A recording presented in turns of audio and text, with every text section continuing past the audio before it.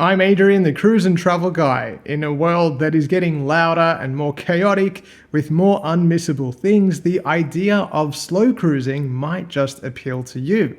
And if it does, then you'll definitely want to watch this video. German line Nicko Cruises is well known in Europe for its fleet of 22 river ships, but more recently the cruise line expanded with its first and so far one and only ocean-going cruise ship, VASCO da Gama. Upon first glance you might even recognize her, and that's because Nicko Cruises is the vessel's fourth operator.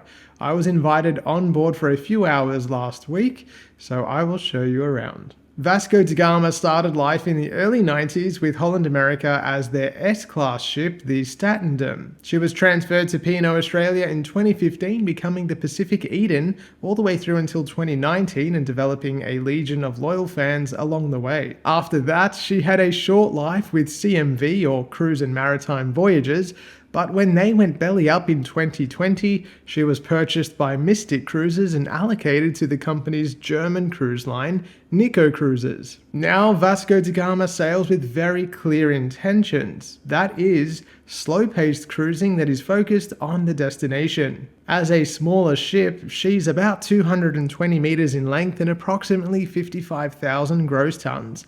She sails with fewer passengers, and that is one of Nicko Cruises' unique selling propositions: the opportunity to cruise with only 1,000 or so other people and avoid the chaos of larger ships. For the Aussies among you who are familiar with P&O Australia's ships, you will feel right at home on board, and that's because VASCO da Gama pretty much retains all of the big changes and interior design upgrades that P&O made to the ship. Considering these are now pushing 10 years of age, they still look fantastic. The ship features an expansive midship pool deck with a retractable roof. It has a very luxurious, casual and chic feeling about it, with padded lounges and giant lampshades with plenty of choice between sunny and shady places to relax. Aft, you'll find one additional pool that the sun worshippers among you will definitely appreciate. Inside, the ship offers intimate lounges, bars and restaurants. On the food front, passengers have 5 whole restaurants to choose from, with 4 offering included dining. The flagship restaurant is called the Waterfront,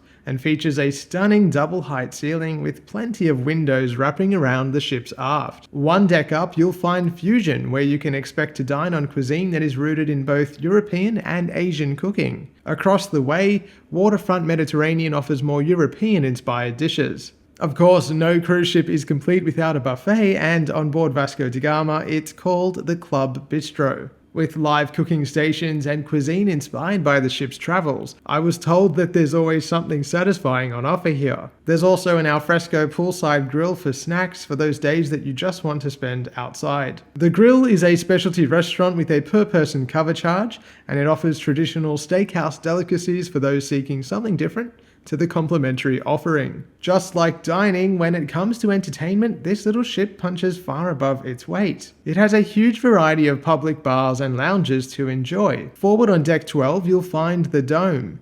This lounge provides incredible forward views through the panoramic windows, a bar with coffee machine, hopefully they make espresso martinis, and a dance floor as well as a bandstand. This venue also doubles as the ship's nightclub, though on a world cruise I suspect it isn't too busy. On the lower decks, you'll meander from bar to lounge on deck 8. The Blue Room is a luxurious, jazz-themed space with comfortable furnishings, and it's the perfect spot for a pre- or post-dinner cocktail. The Captain's Club is the best spot to wind down after a day of exploration ashore, with the intimate setting lending itself to conversation with friends new and old. The atrium-based Ocean Bar is a beautiful space, open from day until night and serving everything from coffee to cocktails. Its close proximity to Hollywood's Stage Theatre means it's the perfect pre-show venue as well. Hollywood's is a 2-level theatre that features Broadway-style production shows, with comfortable seating allowing passengers to spread out. When it comes to accommodation, there's plenty of choice on offer from suites to interior cabins. I only had the chance to view a connecting ocean view, but I came away impressed by the size of the standard room. In particular, the bathroom is spacious, although the tub might present issues for certain travelers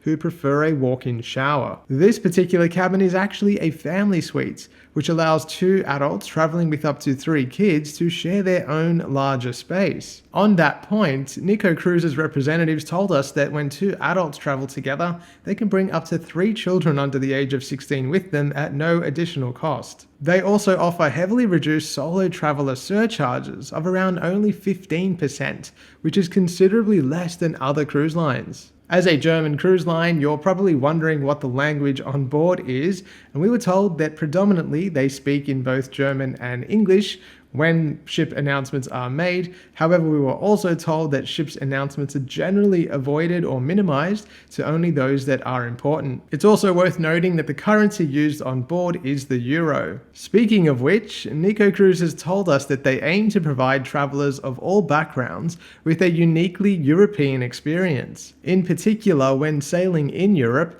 the smaller ship is able to access ports that are somewhat off the beaten path, giving passengers a more authentic taste of the cities and towns that they visit. VASCO da Gama will come back to Australia next year during her World Cruise, and there are shorter World Cruise segments that you can book yourself onto if you're looking to explore and experience Pacific Eden, but with some European sensibilities and tastes. There are also a variety of European itineraries on offer for those of you looking to fly and cruise on something a little bit unique and different to the mega cruise ships that we regularly see across the Mediterranean in the summer months. I was seriously impressed with this little ship, and I could definitely picture myself cruising on board. What about you? Could you see yourself cruising on VASCO da Gama and experiencing something a little bit different, more slow paced, and about the destinations? Let me know in the comments. And if you're looking to book a cruise on VASCO da Gama or any other line, you can head to my website, thecruiseandtravelguide.com.au, and give me a follow on Facebook and Instagram to stay up to date with all of my travels as they happen. Thank you so much for watching. I hope you enjoy your weekend, and I'll see you soon. Upon first glance, you might even recognize VASCO da... So you can see what it's like to cruise on the Pacific Eden, but with much more sensibilities and taste. Nope. VASCO da Gama will visit Australia again.